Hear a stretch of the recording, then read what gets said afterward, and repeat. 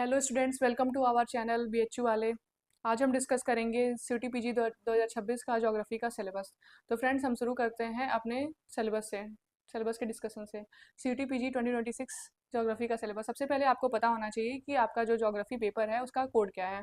तो आपका कोड है HUQ P08, जो कि आपको अपने फॉर्म भरते टाइम जब कोड मांगेगा तो आपको ये डालना होगा। अगर आप ये कोड नहीं डालते हैं HUQ P08, तो फिर आपका फॉर्म रिजेक्ट हो जाएगा और आप फिर ज्योग्राफी के लिए एलिजिबल नहीं रह जाएंगे। ठीक, तो सबसे पहले जो आपका इंपॉर्टेंट बात है वो आपको अपना पेपर कोड पता होना चाहिए। नेक्स्ट हम आते हैं सीटीपीजी का जो पेपर पैटर्न क्या है। पेपर पैटर्न है कि आपको 75 क्वेश्चंस होंगे और ये ऑल जो करने होंगे आपको, ये सारे क्वेश्चंस कंपलसरी हैं। ठीक, और आपका जो पेपर है वो बाइलिंगुअल होगा, हिंदी और इंग्लिश दोनों में होगा, तो आपको परेशान होने वाली बात नहीं है। अगर आप हिंदी मीडियम के हैं तो भी आप पेपर को ईजिली कर सकते हैं। नेक्स्ट अब हम बढ़ते हैं अपने सिलेबस की तरफ। ठीक, तो हमारे सिलेबस जो है, हमारा जो ज्योग्राफी का सिलेबस है, इसमें 3 पार्ट है। पहला पार्ट हमारा है फिजिकल ज्योग्राफी का। ठीक, नेक्स्ट पार्ट हमारा ह्यूमन ज्योग्राफी का, और थर्ड पार्ट जो है वो पार्ट सी ज्योग्राफिकल टेक्निक्स या फिर प्रैक्टिकल ज्योग्राफी कह लीजिए। तो हम फिजिकल ज्योग्राफी से शुरू करते हैं। हमारा पहला सेक्शन जियोमॉर्फोलॉजी का है। जियोमॉर्फोलॉजी में solar system and the earth.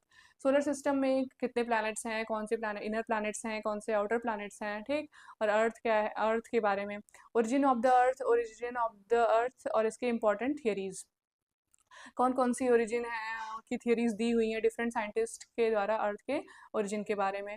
Earth interior के अंदर क्या क्या है, जैसे कि क्रस्ट क्या है, मेंटल क्या है, कोर क्या है। ठीक, क्रस्ट, मेंटल, कोर, ये सब क्या है, इसकी थिकनेस क्या है, कौन कौन सी लेयर इसमें पाई जाती हैं, कौन कौन सी डिसकंटिन्यूटी है इसमें। ठीक, और जियोलॉजिकल टाइम स्केल क्या होता है।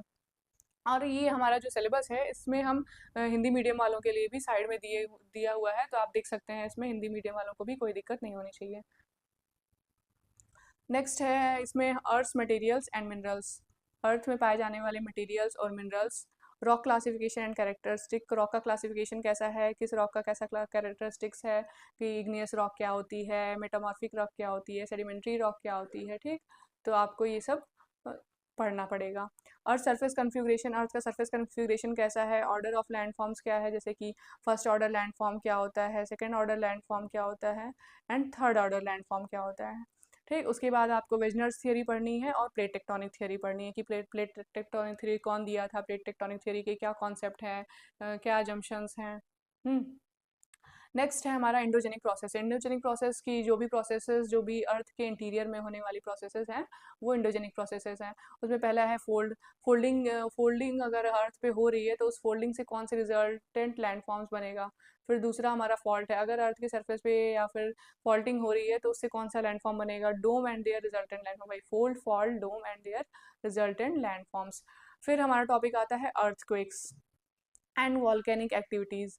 अर्थक्वेक क्या है, वॉल्केनिक एक्टिविटीज़ क्या हैं, क्या उनके कॉजेज़ हैं, क्या रिजल्टेंट लैंडफॉर्म्स हैं, और वर्ल्ड में उनका डिस्ट्रीब्यूशन कैसा है। जैसे कि अर्थक्वेक आ रहा है तो अर्थक्वेक की क्या कॉज है, वॉल्केनिक एक्टिविटीज़ अर्थ पे हो रही हैं तो क्या क्या उसका रीज़न है, अर्थक्वेक से कौन कौन से कहाँ कहाँ डिस्ट्रीब्यूशन हो रखा है, कहाँ कहाँ पे मतलब अर्थक्वेक बिल्ड ज़्यादा है, कौन कौन से रीजन में ज़्यादा चांसेस हैं कि अर्थक्वेक आने के हैं। ठीक, तो और वॉल्केनिक एक्टिविटीज़ के पीछे क्या रीज़न है, कौन कौन से लैंडफॉर्म बनते हैं जब वॉल्केनो इरप्ट होता है, तो या फिर अंदर अर्थ के इंटीरियर में भी कई सारे वॉल्केनिक लैंडफॉर्म्स बनते हैं जिनको हम इंट्रूसिव और एक्सट्रूसिव वॉल्केनिक लैंडफॉर्म्स के रूप में जानते हैं। नेक्स्ट हम आते हैं एक्सोजेनिक प्रोसेस पे। तो एक्सोजेनिक प्रोसेस जो सारी प्रोसेसेस जो अर्थ के आउटर सरफेस पे हो रही हैं, ना कि अर्थ के इंटीरियर में। तो अर्थ के आउटर सरफेस पे जैसे कि वेदरिंग हो रहा है, मास वेस्टिंग हो रहा है, एंड रिजल्टेंट लैंडफॉर्म्स, वेदरिंग की वजह से और मास वेस्टिंग की वजह से कि कौन कौन सी लैंडफॉर्म्स बन रही है, वो भी पढ़ना है। कि जैसे अगर कोई लैंडफॉर्म बन गया है इंडोजेनिक प्रोसेस के थ्रू, जैसे फोल्डिंग के थ्रू कोई लैंडफॉर्म या कोई भी चीज़ बना हुआ है, तो वेदरिंग के प्रोसेस से वो धीरे धीरे इरोड हो रहा है, डिग्रेड हो रहा है, तो उसके बाद वो नया कौन सा लैंडफॉर्म बना रहा है। फिर नेक्स्ट हमारा टॉपिक है इसमें formation of regolith and swell. Swell का फॉर्मेशन क्या है, कितने टाइप की स्वेल्स हैं, कौन कौन सी लेयर होती हैं स्वेल में। फिर नेक्स्ट है जियोमॉर्फिक एजेंट्स एंड प्रोसेसेस। तो जियोमॉर्फिक एजेंट्स क्या क्या हैं, कौन कौन सी जियोमॉर्फिक एजेंट्स की प्रोसेसेस हैं। Fluvial, glacial, coastal, arid and karst landforms. One of the most important topic, मतलब इसमें आपको पता होना चाहिए कि आपको क्या पढ़ना है और क्या नहीं पढ़ना है, क्या चीज़ें छोड़नी है। ठीक, हाँ, इसमें जैसे फ्लूवियल ये जो सारे लैंडफॉर्म्स हैं, इनके इन इनके बारे में आपको पढ़ना है। ठीक, जियोमॉर्फिक हैजार्ड्स हो गए एंड देयर इफेक्ट्स, ये भी पढ़ना है आपको। ये हमारी बात हो गई इंडोजेनिक एक्सोजेनिक प्रोसेस की। नेक्स्ट पार्ट ये जियोमॉर्फोलॉजी वाला पार्ट खत्म होता है यहाँ पे। अब हम स्टार्ट करते हैं सेक्शन 2 अपना क्लाइमेटोलॉजी। क्लाइमेटोलॉजी का सबसे बेसिक पार्ट है elements of weather and climate. Weather क्या है, क्लाइमेट क्या है, कंपोजिशन एंड इसमें composition and structure of the atmosphere.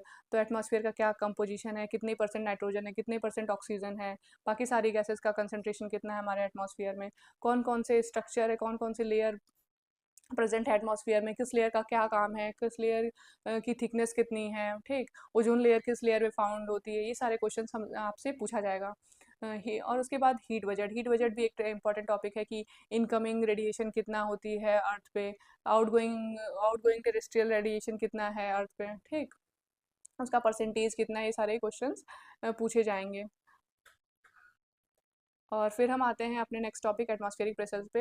Atmospheric pressure में सबसे पहले आता है vertical and horizontal distribution of winds. Vertical and horizontal distribution of winds and their causes of circulation, क्या कॉज है विंड के फ्लो होने का। Types of planetary, periodic and local winds. तो प्लानिटरी विंड पहली बात क्या होती है, पीरियोडिक विंड क्या होती है, लोकल विंड क्या होती है। तो प्लानिटरी विंड जैसे कि वेस्टर्लीज ईस्टर्लीज जो थ्रू आउट द ईयर बहती है। पीरियोडिक विंड जैसे कि सी ब्रीज, लैंड ब्रीज हो गया। और लोकल विंड्स में है लू है, ब्रिजर्ड है, सिरोको है, तो और उनके डिफरेंट नेम्स जैसे कि हरमटान को डॉक्टर विंड बोलते हैं। तो ये सारे क्वेश्चन ऐसे क्वेश्चन आपसे पूछे जाएंगे। तो ये सब इंपॉर्टेंट टॉपिक है आपको पढ़ना है, पढ़ने के लिए। Next temperature. टेम्परेचर्स में कैसा क्या फैक्टर्स हैं, टेम्परेचर का मतलब रेगुलेट जैसे होता है अर्थ पे, किस किस फैक्टर की वजह से टेम्परेचर ज़्यादा हो जाता है, किस फैक्टर की वजह से टेम्परेचर कम होता है। टेम्परेचर का डिस्ट्रीब्यूशन कैसा है, टेम्परेचर इन्वर्जन क्या होता है। टेम्परेचर इन्वर्जन का ग्राफ भी होता है, तो आपको पता होना चाहिए। नेक्स्ट हम आते हैं, नेक्स्ट टॉपिक हमारा है एटमॉस्फेरिक मॉइस्चर। एटमॉस्फेरिक मॉइस्चर में ह्यूमिडिटी। ह्यूमिडिटी में हमसे पूछता है स्पेसिफिक ह्यूमिडिटी क्या होती है, ठीक, और फिर रिलेटिव ह्यूमिडिटी क्या होती है। ये कुछ इंपॉर्टेंट टॉपिक्स हैं जो कि बहुत ज़्यादा कंफ्यूजिंग होते हैं। नेक्स्ट है evaporation and condensation. Evaporation and condensation क्या क्या प्रोसेस है, हाइड्रोलॉजिकल साइकिल क्या है, टाइप्स क्या है, regional and seasonal distribution monsoon का कैसा है, ठीक, मानसून क्या होता है। Air masses. Next topic air masses and fronts है। एयर मासेस एंड फ्रंट्स में हमारा टॉपिक है पहला atmospheric disturbances.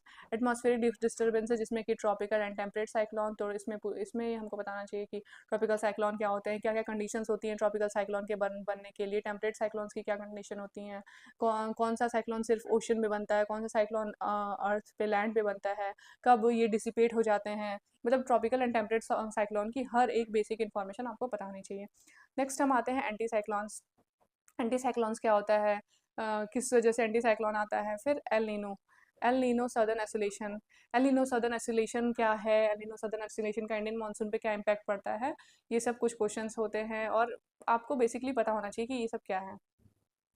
Recent climatic variability phenomena. तो ये भी है रिसेंट क्लाइमेटिक, कैसे कैसे क्लाइमेट वेरिएबल हो रहा है, ठीक। नेक्स्ट हमारा टॉपिक है क्लाइमेटिक क्लासिफिकेशन। क्लाइमेटिक क्लासिफिकेशन में सम जो कोपेन और थॉर्नथवाइट हैं, इनका इम्पोर्टेंट जो इनका क्लाइमेटिक क्लासिफिकेशन है वो काफ़ी इंपॉर्टेंट है। तो ये आपको पता होना चाहिए किस बेसिस पे ये जो कोपेन है और थॉर्नथवाइट हैं क्लाइमेट का क्लासिफिकेशन किए हैं। नेक्स्ट है role of climate in human life, atmospheric pollution and global warming. General causes and consequences, मतलब एटमॉस्फेरिक पॉल्यूशन क्या है, ग्लोबल वार्मिंग क्या है और किस किस वजह से ये चीज़ें हो रही हैं और क्या क्या कंसिक्वेंसेज हैं। थर्ड सेक्शन पे हम आते हैं अपने ओशनोग्राफी के सेक्शन पे। तो surface configuration of the ocean floor, इसमें सबसे पहले हिप्सोग्राफिक कर्व क्या होता है, कॉन्टिनेंटल शेल्फ क्या है, कॉन्टिनेंटल स्लोप क्या है, abyssal plain, trenches and deeps, relief of Atlantic, Pacific and Indian oceans.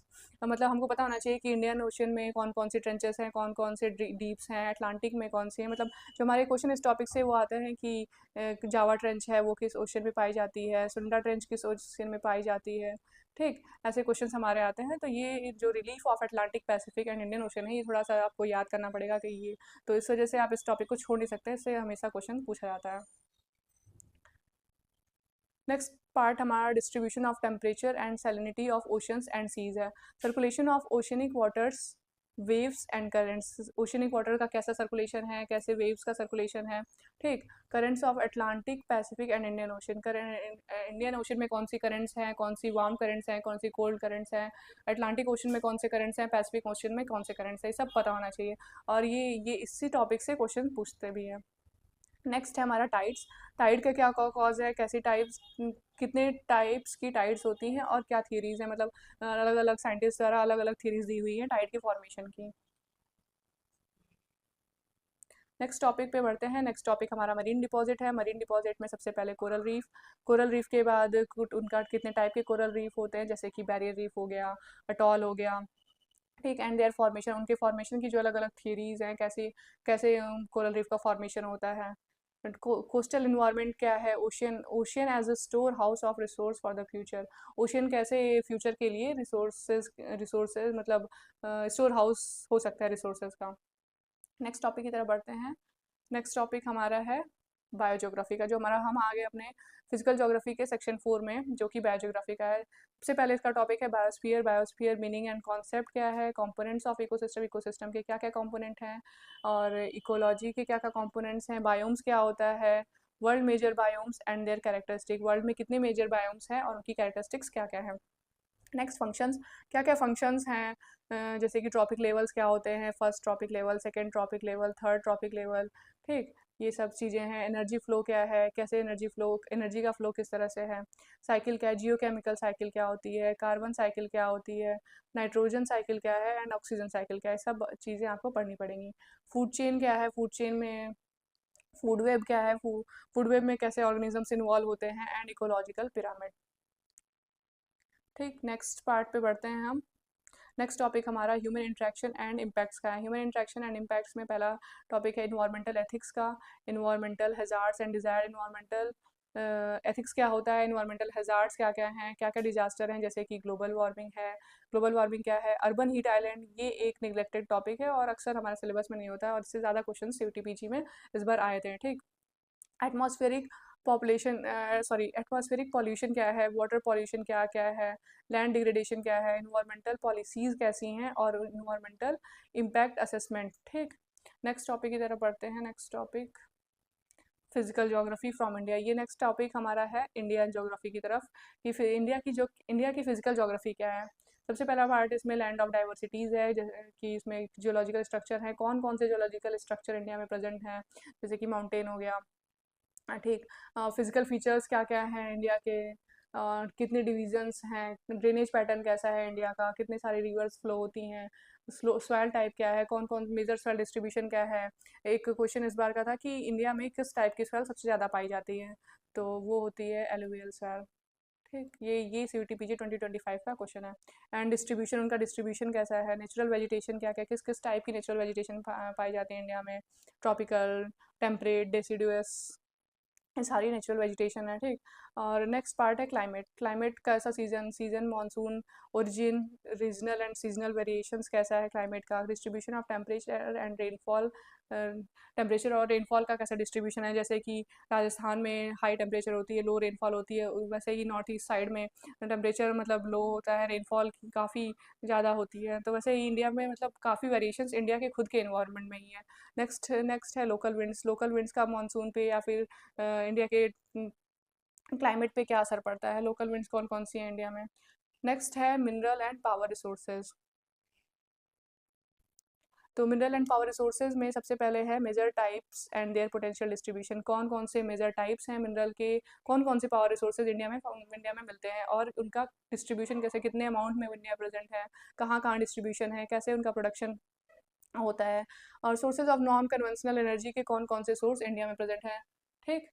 Next ये हमारा खत्म होता है फिजिकल ज्योग्राफी। अब हम डिस्कस करते हैं ह्यूमन पार्ट भी हमारा ह्यूमन ज्योग्राफी में। ह्यूमन ज्योग्राफी में हमारा सबसे पहला पार्ट है ज्योग्राफिक थॉट का। Geographic thought, nature and scope of geography.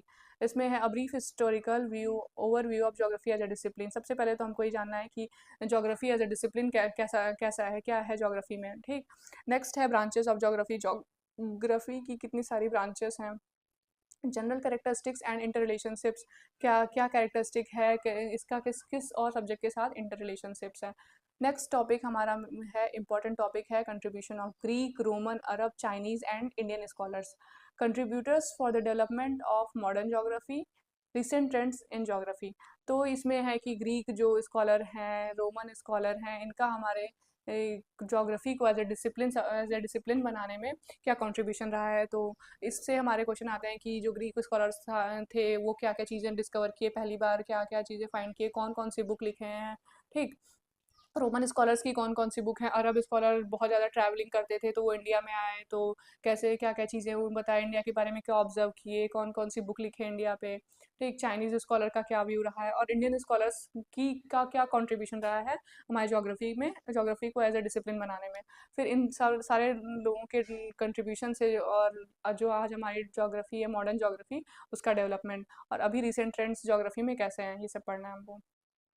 Next है ड्यूअलिज्म इन जोग्राफिक स्टडी। जब जोग्राफी एज ए डिसिप्लिन बन रही थी तो उसमें बहुत ज़्यादा ड्यूअलिज्म, बहुत ज़्यादा कॉन्ट्रास्टिंग और कॉन्सेप्ट, जैसे जैसे कि फिजिकल इन जोग्राफी, कुछ स्कॉलर्स है जो फिजिकल जोग्राफी को इंपॉर्टेंट मानते थे, कुछ स्कॉलर ह्यूमन जोग्राफी को, ठीक। तो ये फिजिकल वर्सेस ह्यूमन जोग्राफी का ड्यूअलिज्म का कॉन्सेप्ट है। रीजनल वर्सेस सिस्टमेटिक का कॉन्सेप्ट है।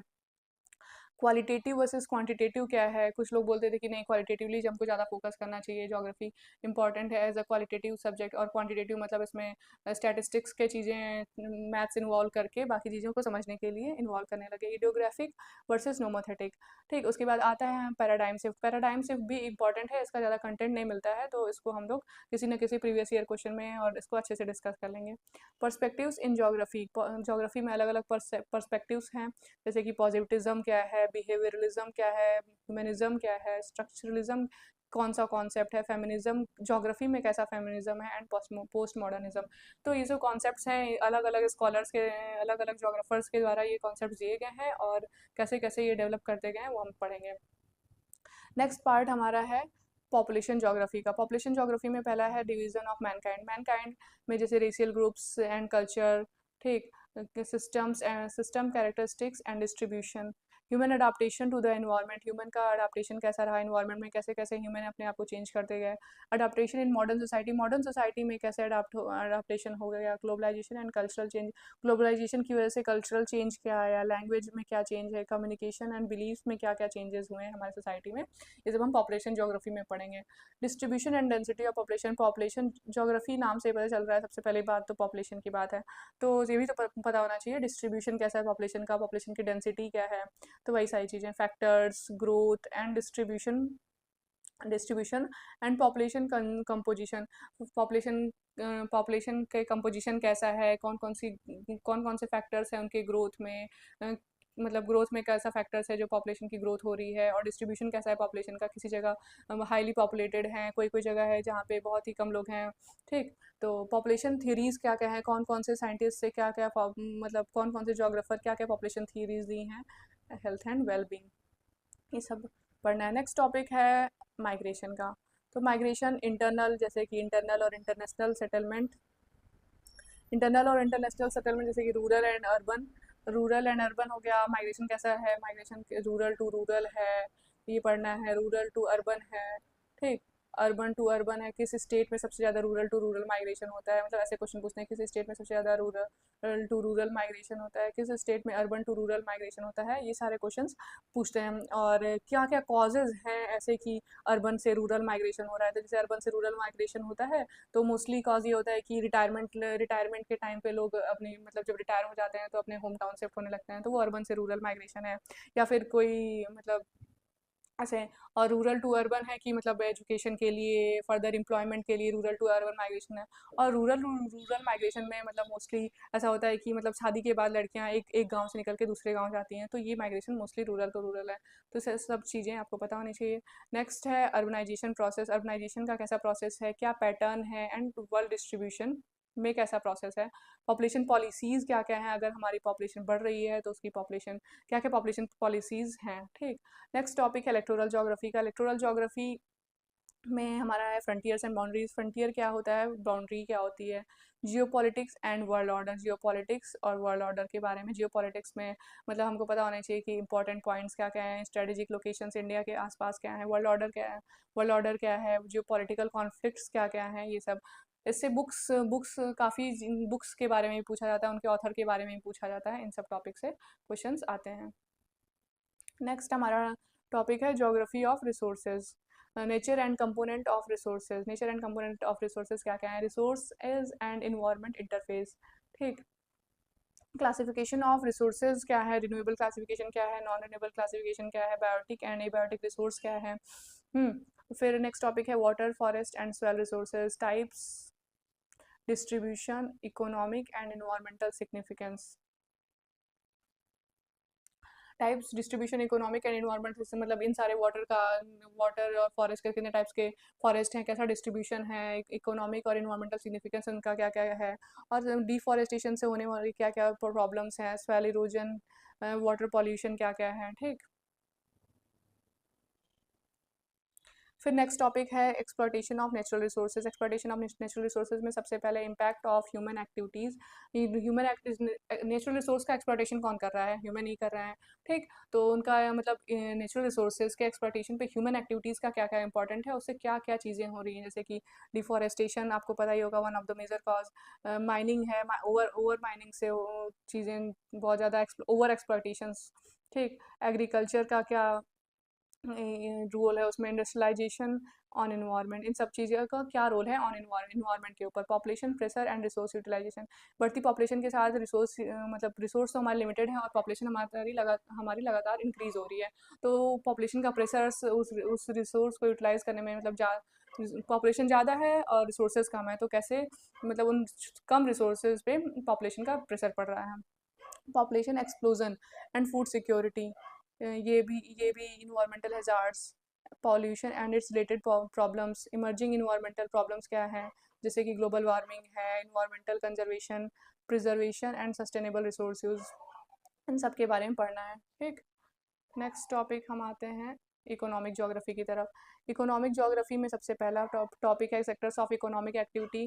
प्राइमरी एक्टिविटी क्या है, सेकेंडरी एक्टिविटी क्या है, टर्शरी एक्टिविटी क्या है, कौन कौन से लोग इसमें इन्वॉल्व हैं। फेवरेबल ज्योग्राफिकल कंडीशंस क्या क्या हैं डिफरेंट एक्टिविटीज़ को परफॉर्म करने के लिए, जैसे कि अब प्राइमरी एक्टिविटीज़ है तो प्राइमरी एक्टिविटीज़ में माइनिंग आता है, फॉरेस्ट्री आता है, एग्रीकल्चर आता है, तो इसके लिए क्या क्या फैक्टर्स हैं, क्या क्या फेवरेबल जोग्राफिकल कंडीशन, जब एग्रीकल्चर करना है तो उसके लिए फेवरेबल कंडीशंस होनी चाहिए ना, कि मतलब इतना टेम्परेचर है, इतनी रेनफॉल है, सॉइल की फर्टिलिटी इतनी है।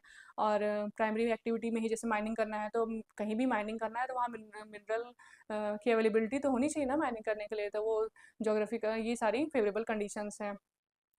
और फिर सेकेंडरी एक्टिविटी में जैसे कि इंडस्ट्री का स्टेबलाइजमेंट, किसी भी प्राइमरी एक्टिविटी, जैसे मतलब जैसे कॉटन है तो उसको फिर उसका क्लॉथ बनाने के लिए तो सेकेंडरी एक्टिविटीज़ में आ जा रहा है, तो उस इंडस्ट्री को लोकेट करने के लिए फेवरेबल कंडीशन क्या क्या है। ठीक।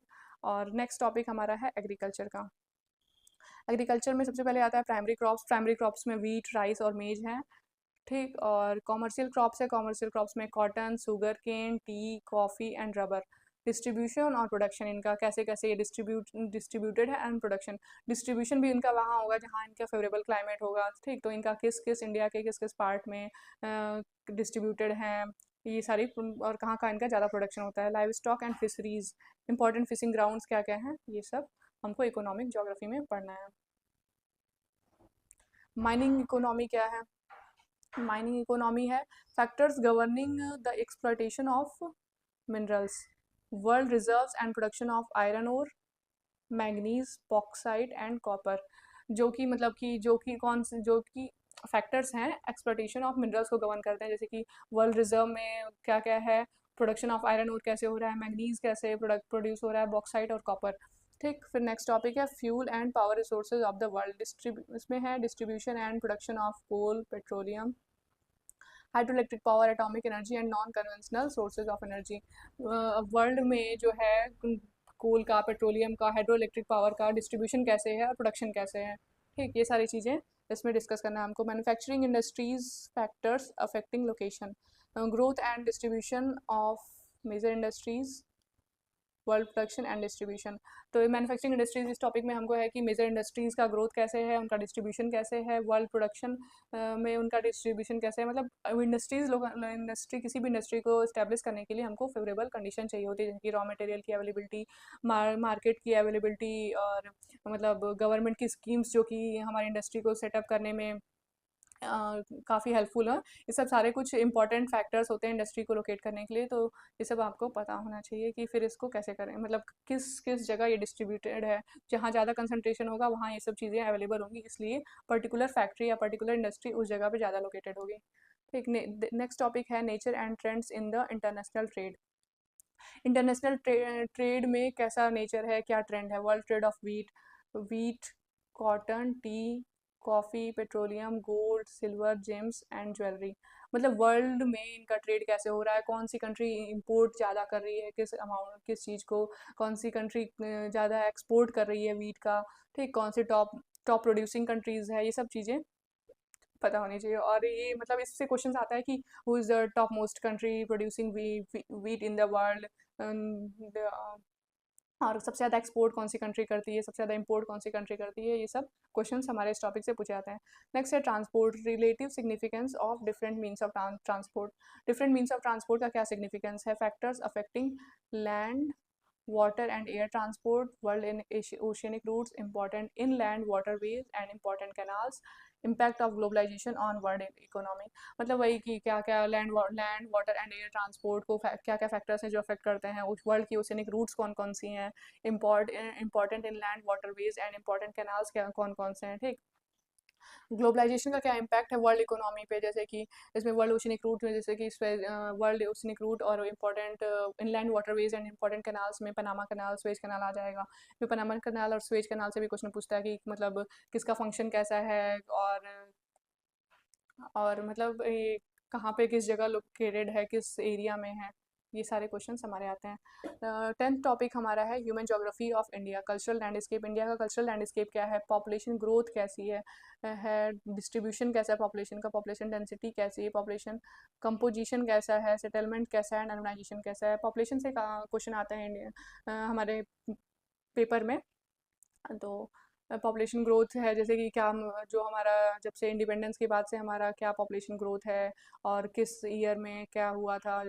ठीक, ये सारी चीज़ें हमको पता होनी चाहिए। एग्रीकल्चर है, एग्रीकल्चर में मेजर क्रॉप्स क्या क्या हैं, इम्पैक्ट ऑफ ग्रीन रिवॉल्यूशन क्या था इंडिया में, रीजनलाइजेशन ऑफ इंडियन एग्रीकल्चर।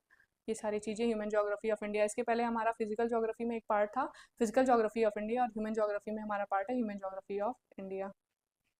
ठीक, इंडस्ट्रियल डेवलपमेंट में हमारा है location and distribution of iron and steel मतलब कि कहाँ कहाँ पे आयरन स्टील इंडस्ट्री लोकेटेड है, कहाँ कहाँ पे आयरन एंड स्टील का मतलब डिस्ट्रीब्यूशन है, सीमेंट इंडस्ट्री कहाँ है, cotton, textile and sugar industry कहाँ है। ठीक, और इससे क्वेश्चन भी पूछता है कि ये पर्टिकुलर सीमेंट इंडस्ट्री किस किस स्टेट में है, particular iron and steel industry किस स्टेट में, ऐसे क्वेश्चन आते हैं।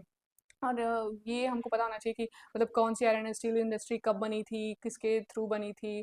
ठीक, और ये सारी चीज़ें, कॉटन टेक्सटाइल इंडस्ट्री कहाँ लोकेटेड है, तो क्यों लोकेटेड है, क्या रीजन से कि वहीं लोकेटेड है। ठीक, और नेक्स्ट है industrial regions and their characteristic, industrial policies India की, इंडिया में इंडस्ट्रियल पॉलिसीज़ कैसी हैं। नेक्स्ट टॉपिक हमारा transport networks, railways, roadways and waterways, airways and pipelines. International internal and external trade क्या है, कैसा ट्रेंड है उसका, कंपोजिशन कैसा है एंड डायरेक्शंस कैसी हैं। नेक्स्ट है regional development planning in India, globalization and its impact on Indian economy क्या है, changing nature of Indian economy, socio economic development, impact of development on environment and natural resources. ये सारी चीज़ें हमको इसमें पढ़नी है। नेक्स्ट टॉपिक हमारा है geographical techniques, finally one of the most important topic of your syllabus, geographical techniques, जो कि प्रैक्टिकल जोग्राफी भी है और आप लोग इससे भागते ही होंगे क्योंकि थोड़ा डिफिकल्ट लगता है और हमारे इस यूनिवर्सिटी में कॉलेज में अच्छे से पढ़ाया नहीं जाता है। ठीक, लेकिन हमारे जो CUT PG का एग्जाम है उसको ध्यान में रखते हुए ये सबसे इंपॉर्टेंट टॉपिक है क्योंकि बहुत सारे क्वेश्चन इससे आते हैं। और तो शुरू करते हैं हम अपने सिलेबस को जानने के लिए। पहला हमारा टॉपिक है कार्टोग्राफी का।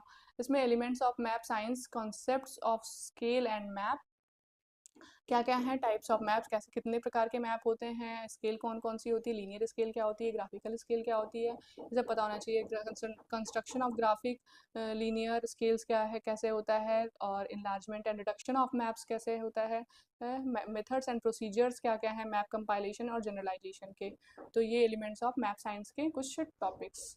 नेक्स्ट हमारा है general principles and classifications of projections. तो जो हमारे प्रोजेक्शंस हैं, जेनिथल, कोनिकल एंड सिलेंड्रिकल प्रोजेक्शंस, इनका कंस्ट्रक्शन कैसे होता है, इनकी प्रॉपर्टीज़ क्या क्या हैं, इनके लिमिटेशंस क्या हैं, और इनका क्या क्या यूज़ है, किस किस जगह पे इन प्रोजेक्शंस का यूज़ होता है, ये हमको पता होना चाहिए। नेक्स्ट है method of showing relief. Relief features को हम कैसे दिखाते हैं, ठीक। रिलीफ फीचर को जैसे कि इसमें हैचूर है, शेडिंग है और कॉन्टूर्स है। आप अपने यूनिवर्सिटी में शायद कॉन्टूर्स पढ़े होंगे, तो लेकिन ये हैचूर और शेडिंग आप ये पहली बार देख रहे होंगे। तो हैचूर और शेडिंग पुराने एंशियंट मेथड थे रिलीफ शोइंग के, लेकिन अब कॉन्टूर्स से दिखाया जाता है। कॉन्टूर इंटरपोलेशन क्या है, प्रोफाइल्स कैसे बनती है, drawing of profiles and the relevance क्या है in landforms mapping, analysis and identification of different rocks. Profile का कैसे हम यूज़ करते हैं डिफरेंट रॉक को आइडेंटिफाई करने के लिए। As survey of India toposheet, हमको सर्वे ऑफ इंडिया की टोपोशीट्स पढ़नी आनी चाहिए, ठीक। इंटरप्रिटेशन, और क्योंकि टोपोशीट्स ही होती है जो हमारे फिजिकल फीचर्स और कल्चरल फीचर्स दोनों चीज़ को दिखाती है। Interpretation of physical and cultural topographic sheets वही सिमिलर है। नेक्स्ट हम बढ़ते हैं methods and instruments for collection of weather data. Construction of climograph, climograph का क्या कंस्ट्रक्शन है, होता है, कैसे होता है, हिथरग्राफ का क्या होता है। ये क्लाइमोग्राफ और हिथरग्राफ आपको पता होना चाहिए, ये आपके शायद यूनिवर्सिटी सिलेबस में नहीं है, लेकिन ये CUTPG में है। तो क्लाइमोग्राफ और हिथरग्राफ इंपॉर्टेंट है। क्या मतलब ये क्लाइमोग्राफ क्या रिप्रेजेंट करता है, हिथरग्राफ क्या रिप्रेजेंट करता है, ये आपको पता होना चाहिए।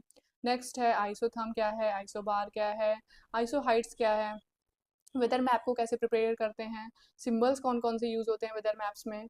Interpretation of Indian daily weather map, India का डेली वेदर मैप का क्या इंटरप्रिटेशन है।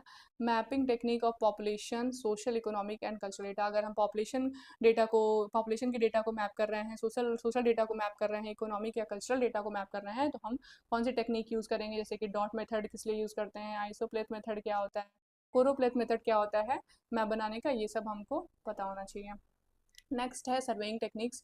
कुछ बेसिक प्रिंसिपल्स सर्वेइंग के, जैसे कि सर्वेइंग कितने टाइप्स की होती है, कौन कौन से सर्वेइंग इंस्ट्रूमेंट होते हैं, बेसिक प्रिंसिपल्स क्या है फील्ड वर्क करने के, techniques in physical and socio economic field survey, data collection के क्या क्या मेथड्स होते हैं, ये सब।